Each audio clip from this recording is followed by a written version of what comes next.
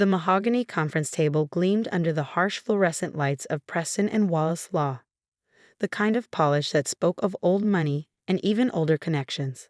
I sat quietly at the far end, my laptop open and my evidence carefully organized, waiting for my moment. After 7 years at the firm, I knew timing was everything. "Let's wrap this up quickly," Richard Preston announced, his silver hair catching the light as he stood at the head of the table. "We have the Blackridge Industries merger to prepare for, and I won't have any distractions." I watched my colleagues, 14 of the firm's top attorneys, shuffle their papers and straighten their designer suits. 7 years of watching, learning, and gathering evidence had taught me to read them like case files. Sarah Mitchell, blonde and razor-sharp, already eyeing the junior partner position. Marcus Chen, brilliant but ruthless, who'd stolen 3 of my cases last year. And of course, James Wallace, the man who tried to bury my career more times than I could count. "Before we move on," I said, my voice quiet but clear, "I have some relevant information about the Blackridge case." The room fell silent. Not the respectful silence of attention, but the heavy silence of annoyance. I was used to it. Emily Chen, the quiet Asian American associate who'd never quite fit into their polished world of country club memberships and legacy admissions. "Emily," Wallace drawled, not bothering to hide his contempt, "we've been over this. Your research, while admirable, isn't what we need right now. This is a complex merger worth over $50 million. Leave it to those with the experience to handle it." I could feel the smirks around the table. They'd always underestimated me, seeing only what they wanted to see: the diligent worker bee, the reliable background player, the one who'd never rock the boat. "With all due respect," I continued, pulling up my files, "I've uncovered some irregularities in Blackridge's financial statements. Their reported assets don't match their." "Enough." Preston's fist hit the table, making the water glasses rattle. "This is exactly why you're still an associate after 7 years, Emily. You don't understand the bigger picture. We're not here to play detective. We're here to close a deal." I closed my laptop slowly, carefully. "Of course, my mistake." Wallace's laugh was sharp and dismissive. "This is why we keep you handling document review, Emily. You're good at the small details, but leave the real lawyering to us. Now, go back to your office and focus on those filing deadlines I gave you." As I gathered my things, Mitchell couldn't resist adding her own barb. "You know, Emily, not everyone is cut out for high-stakes corporate law. Maybe you should consider a smaller firm, or perhaps a different career altogether." I walked out of the conference room to their muffled laughter, my heels clicking against the marble floors. They thought they'd won, thought they'd put me in my place once again. But they'd forgotten the first rule of law: never underestimate your opponent. In my office, small, windowless, but perfect for my purposes, I opened my secure email and sent a single message: "It's time." The response came almost immediately: "Documents received. Meeting confirmed for tomorrow, 10 a.m. I smiled, thinking about the Blackridge Industries CEO who would be sitting in that same conference room tomorrow morning, about the evidence I carefully compiled over the past year, about the look on Wallace's face when he realized exactly what he dismissed. You see, while they were busy mocking my attention to detail, I'd been building a case that would shake Preston and Wallace to its foundations. Tomorrow they'd learn why the quiet ones are often the most dangerous. But let me start from the beginning. The real beginning, 7 years ago, when I first walked into Preston and Wallace Law with dreams of making partner. I remember my first day vividly, fresh out of Yale Law, top of my class, with recommendations that should have opened any door in the legal world. Preston and Wallace was the crown jewel of corporate law firms in Boston, known for handling the biggest mergers and acquisitions on the East Coast. Getting hired there was supposed to be my golden ticket. "You'll start in document review," Wallace had told me, not even looking up from his phone during my orientation. Standard procedure for new associates. That was fine. Expected, even. What wasn't expected was staying there for 2 years while my peers moved up to case management and client meetings. What wasn't expected was watching my research and analysis appear in other attorneys' presentations without credit. What wasn't expected was the systematic dismantling of every opportunity I tried to create for myself. I still remember the first time I caught one of my memos being presented as someone else's work. It was Marcus Chen, no relation thankfully, presenting my analysis of a complex securities regulation to the partners. "Brilliant work, Marcus," Preston had said, clapping him on the shoulder. "This is exactly the kind of innovative thinking we need." I sat in the back of the room, silent, watching Marcus bask in praise for my work. That night, I started keeping records. Every memo, every email, every piece of research I produced. Date stamped, backed up, and carefully documented. But the real turning point came 3 years ago, when I stumbled across something in the Blackridge Industries files. A discrepancy so small most people would have missed it. A pattern of transactions that didn't quite add up. Most lawyers would have passed it up the chain, eager for recognition. But I'd learned my lesson by then. Instead, I dug deeper. Nights, weekends, holidays, I built my case in secret, using the very skills they mocked me for. My attention to detail, my persistence, my ability to see patterns in mountains of data. "You need to get a life, Emily," Sarah Mitchell had said one Saturday, finding me in the office. "All this extra work won't make them respect you more." She was right about one thing. It wasn't about earning their respect anymore. It was about justice, served cold and precisely. The evidence I uncovered went far beyond mere financial irregularities. It revealed a pattern of deliberate fraud, orchestrated by some of the highest-ranking executives at Blackridge Industries. More importantly, it implicated several partners at Preston and Wallace who had helped cover it up. I took my findings to Wallace once, early on. He'd laughed it off. "This is why you'll never make partner, Emily," he'd said, sliding my carefully prepared report into his shredder without even reading it. "You don't understand how the game is played. Some stones are better left unturned." So I learned to play their game, but by my own rules. I built connections outside the firm, carefully, quietly. A network of whistleblowers, financial investigators, and most importantly, a senior prosecutor at the Securities and Exchange Commission who understood the value of patience. For the past year, I've been feeding information to the SEC, building an airtight case while the partners at Preston and Wallace grew more confident in their scheme. They thought their position was secure, their power absolute. They never wondered why I stayed, despite their constant belittlement. Never questioned why I remained so diligent in handling their worthless documents.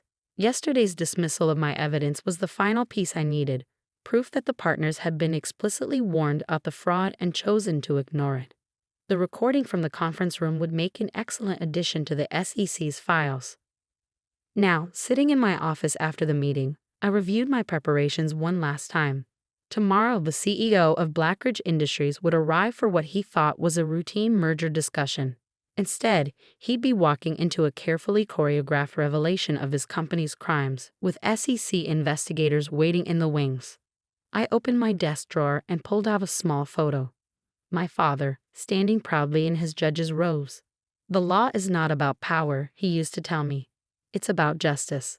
Tomorrow, Preston, Wallace, and everyone else who tried to bury me would learn the difference. I checked my watch, 6:00 p.m. Time to head home and prepare for tomorrow's performance. As I walked through the firm's luxurious lobby, I caught my reflection in the marble walls.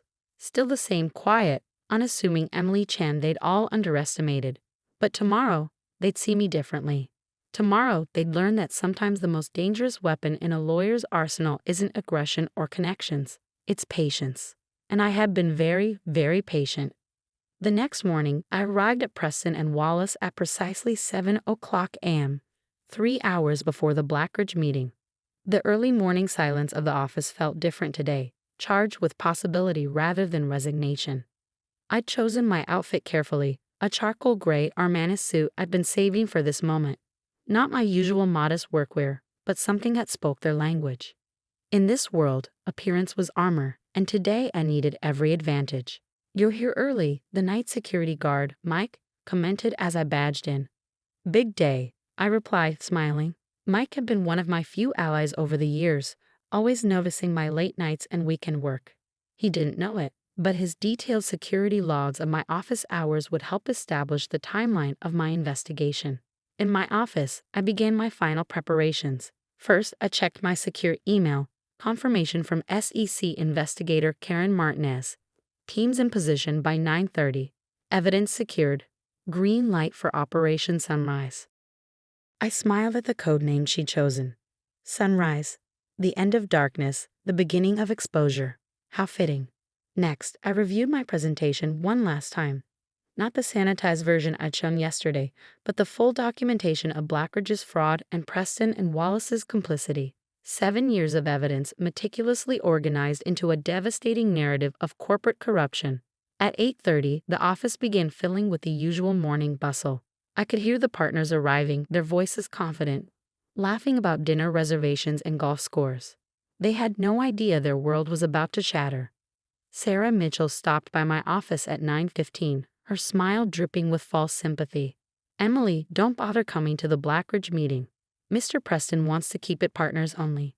"Of course," I replied mildly. "I'll just finish up these filing deadlines." She left, satisfied that she'd put me in my place one last time. I waited until her clicking heels faded before sending a text to Karen. They took the bait. Everything's set. At 9:45, I gathered my materials and headed to the small conference room adjacent to the main boardroom. Through the glass wall, I could see the partners assembling, arranging their papers, adjusting their power poses. James Wallace was holding court at the head of the table, probably rehearsing how he'd close the biggest merger of his career. At 9:55, my phone buzzed. A text from the lobby security desk.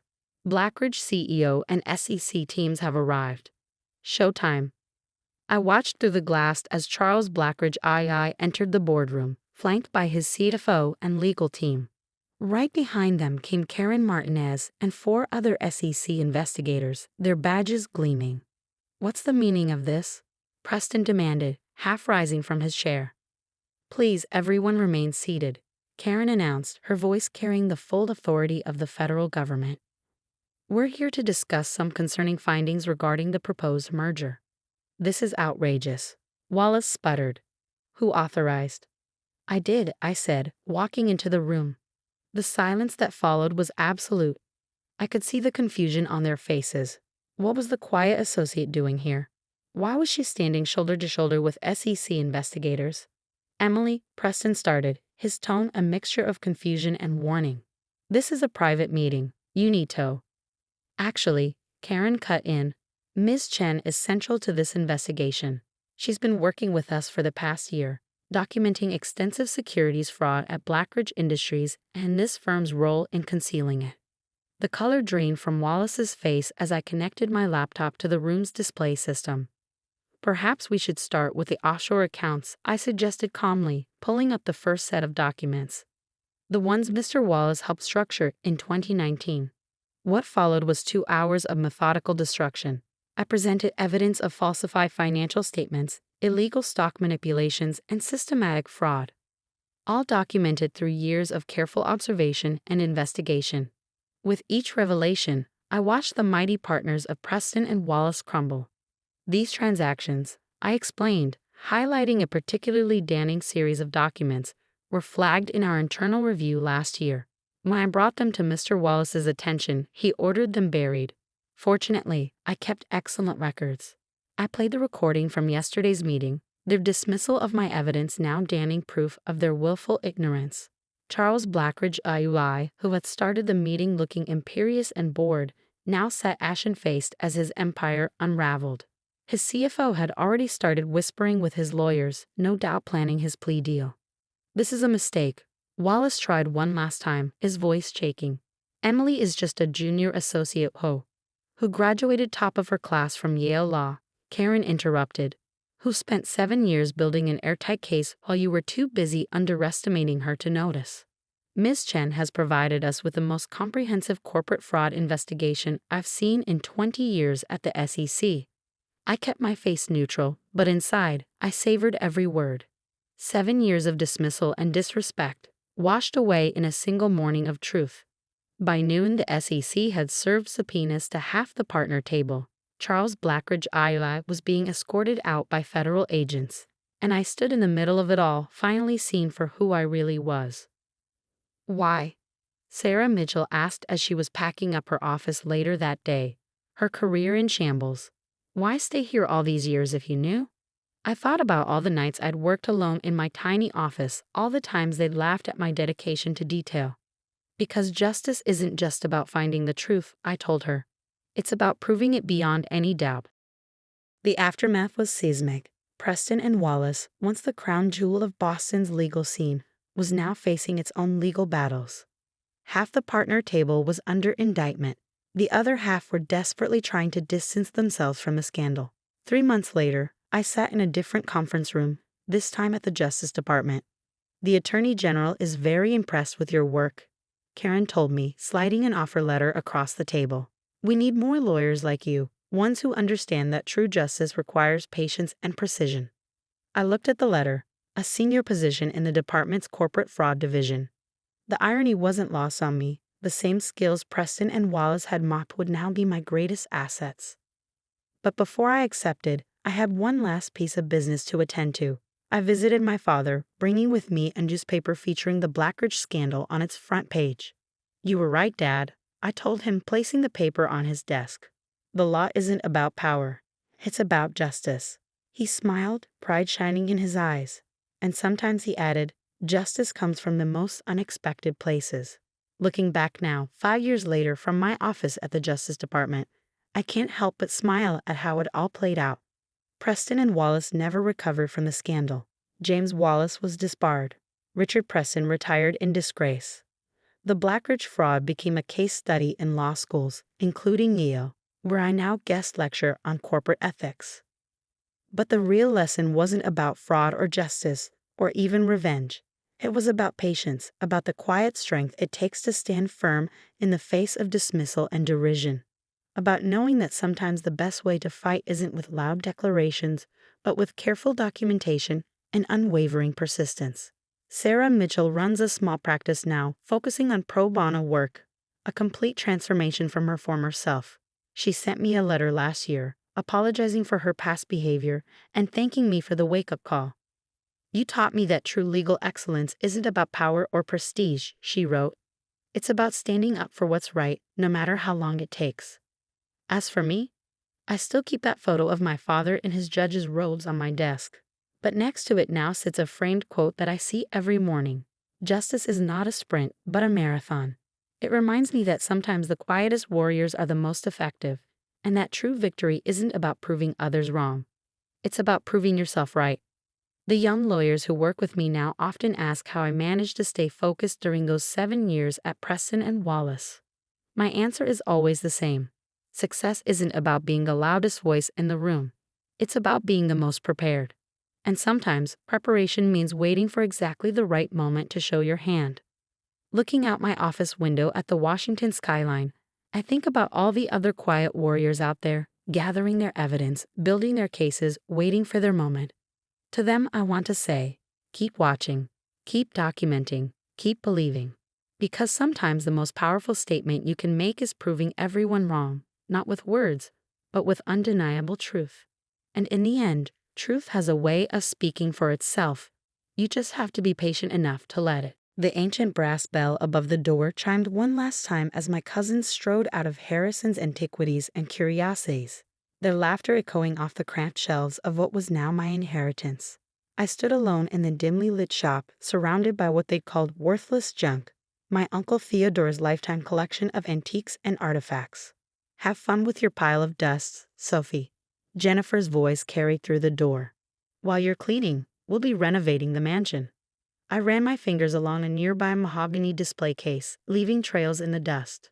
At 32, I was the black sheep of the Harrison family, the one who'd chosen to study archaeology instead of business, who'd spent years on digs while my cousins climbed corporate ladders. Now, Uncle Theo's death had brought us all back to Boston, and his will had shocked everyone. To my beloved niece, Sophie Harrison, I leave my antique shop and all its contents the lawyer had read yesterday, while my aunts and cousins sat in stunned silence. To Jennifer and Michael Harrison, I leave the family mansion and its grounds, along with my liquid assets. The monetary difference was staggering. The mansion alone was worth millions, not counting Uncle Theo's substantial bank accounts. The shop? It had been struggling for years, barely breaking even. My cousins thought Uncle Theo was punishing me with this gift, but they didn't know Uncle Theo like I did. I remembered the summer afternoons I'd spent here as a child, listening to Uncle Theo's stories about each artifact.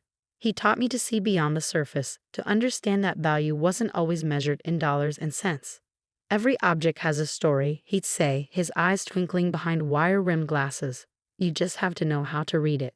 Now, standing in the fading afternoon light, I could almost hear his voice among the shadowed shelves.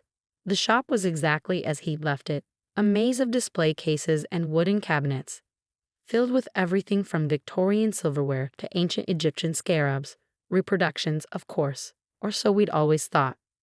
I made my way to his office at the back of the shop, navigating the narrow aisles with practiced ease. The small room was a testament to organized chaos. Books stacked in precarious towers, maps covering every inch of wall space, and his beloved roll-top desk dominating the corner. That's when I noticed something odd. The ancient Persian rug, the one Uncle Theo had always said was his most valuable possession, was slightly askew. In 20 years of visiting this office, I'd never seen that rug out of place. Uncle Theo had been almost obsessive about its positioning. Kneeling down, I rolled back the heavy fabric. There, carved into the wooden floorboard, was a small symbol. A circle within a square, exactly like the pendant Uncle Theo had always worn. The one that had mysteriously disappeared after his death. My heart began to race.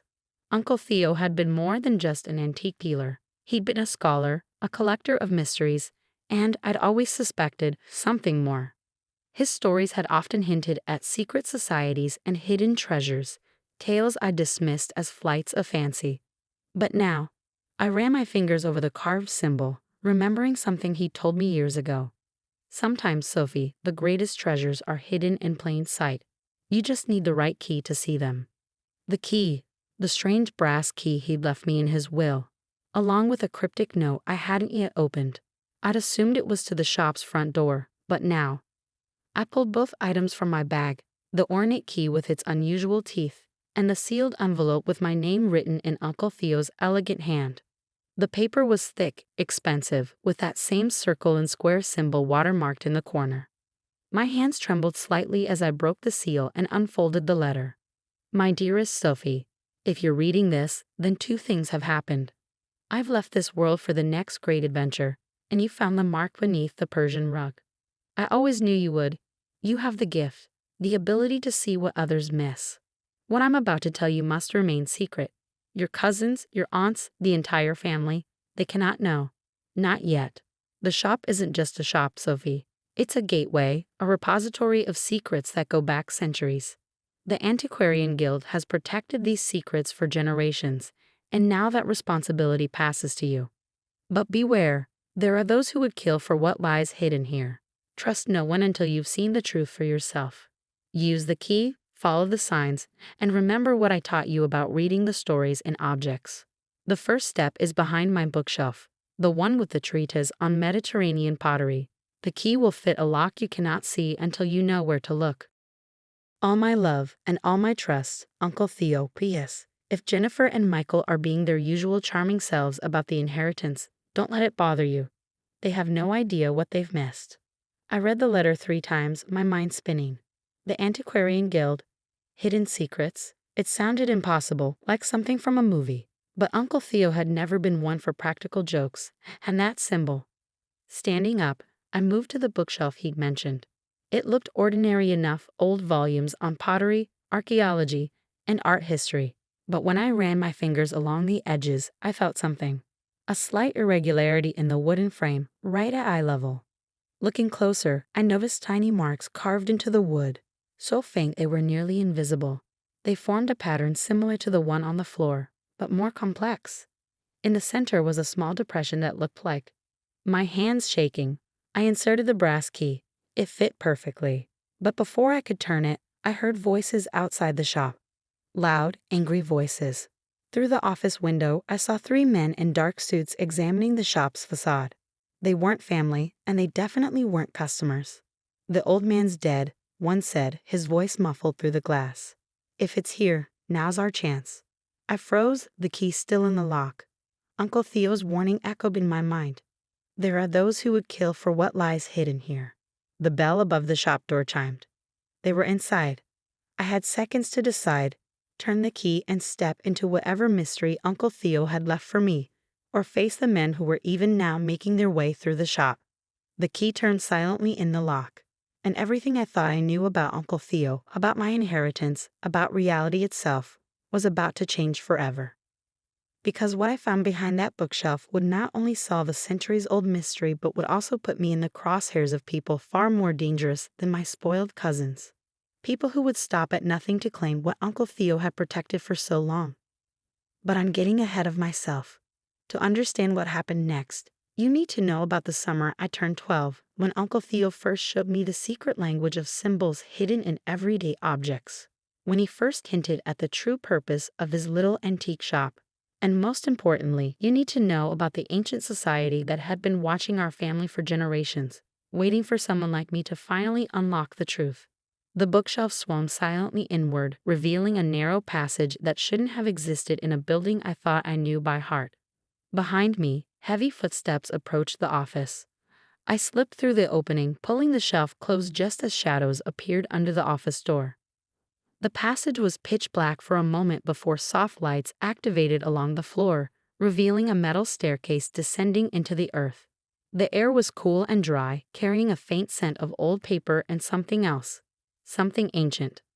Above, I heard muffled voices in Uncle Theo's office. Search everything. The old man must have left some clue about the collection's location. I descended the stairs as quietly as possible, counting the steps. 27. Uncle Theo's favorite number. At the bottom, I found myself in a room that defied belief. It was vast, far larger than the shop's foundation should have allowed.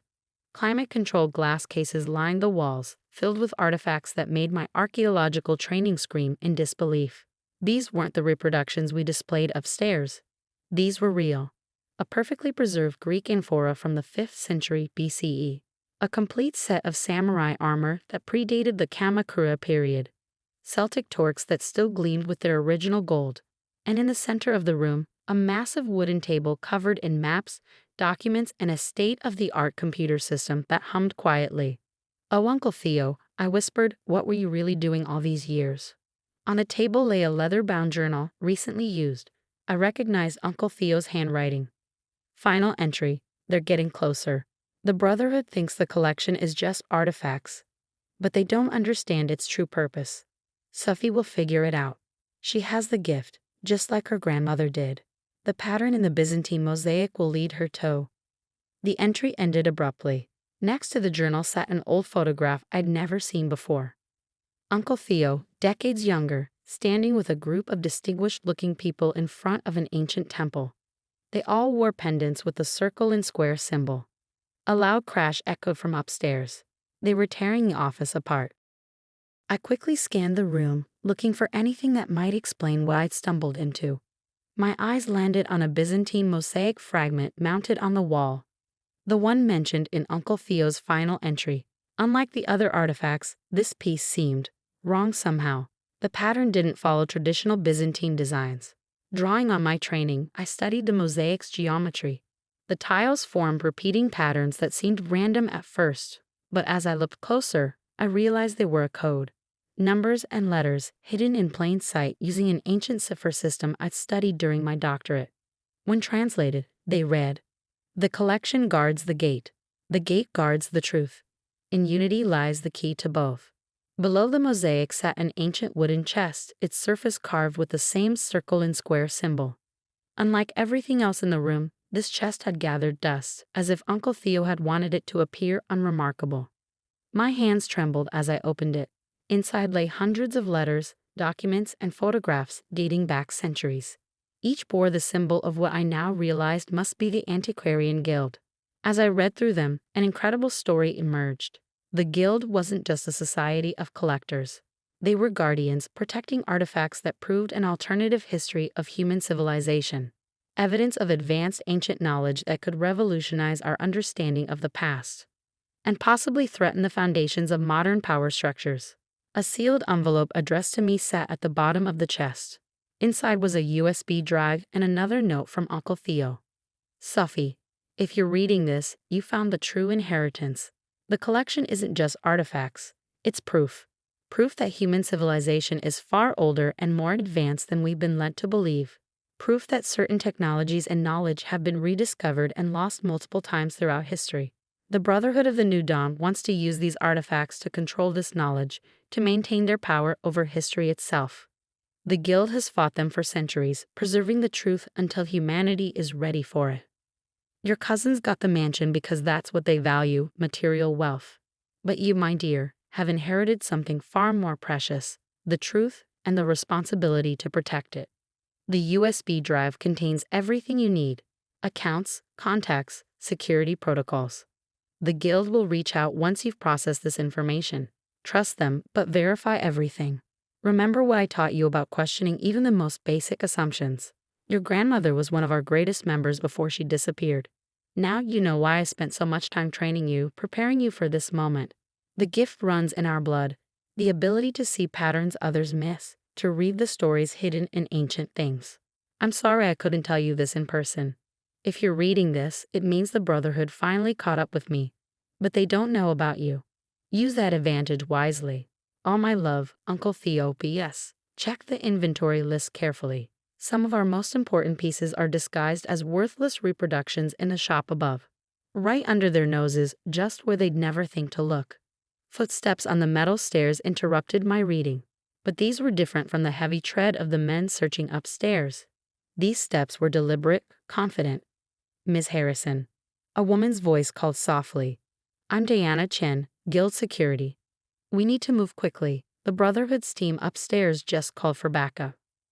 I turned to find an elegant Asian woman in her 50s, dressed like a museum curator but moving like someone with military training. She wore the guild's pendant openly now. How did you? I began. Your uncle activated the guild's protocols the day before he died. We've been watching, waiting to see if you'd find your way down here. She gestured to the chest. Do you understand what you've inherited? I'm starting to, I replied, thinking of all the times Uncle Theo had tested me, trained me without my knowing it. It's not just artifacts, is it? It's responsibility, knowledge, and power, Diana added gravely. Power that some would kill to control. The Brotherhood thinks these artifacts are the treasure, but your uncle understood the real value is in the knowledge they represent. Knowledge that could change everything or destroy everything in the wrong hands. More footsteps above. Angry voices. They're pulling up the floorboards, Diana said tensely. We have about 3 minutes before they find the entrance. We need to move the critical pieces now. Are you ready to accept your inheritance, Ms. Harrison? Really accept it. I looked around the room, at the artifacts that rewrote history, at Uncle Theo's lifetime of work, at the responsibility he prepared me for without my knowing it. I thought of my cousins up in their mansion, counting their money, having no idea of the real treasure they'd missed. Yes, I said firmly. Where do we start? The next hour was a blur of activity as Diana's team evacuated key pieces through a secondary tunnel I'd never known existed. I memorized security protocols, passwords, and contact procedures. The Brotherhood found the entrance eventually, but by then we'd vanished with the most important items, leaving them with a room full of convincing duplicates. Hours later, in a secure guild facility, Diana finished briefing me on my new reality. Your uncle was one of our best, she said. He identified you as his successor years ago, but we had to be sure. Finding your way down there, decoding the mosaic, that was your final test. And if I failed? The Brotherhood would have found an empty room, and you would have inherited exactly what they think you did, a struggling antique shop. She smiled. But you didn't fail. Welcome to the guild, Ms. Harrison. That was 6 months ago. The shop still stands, still selling reproductions to unsuspecting customers. My cousins still laugh about my worthless inheritance at family gatherings. Let them laugh. Because now I know the truth. About Uncle Theo, about our family's legacy, about history itself. Every day, I learn more from the collection, unlocking secrets hidden in plain sight. The Brotherhood is still searching, of course. They always will be, but they're looking in the wrong places, just as they always have.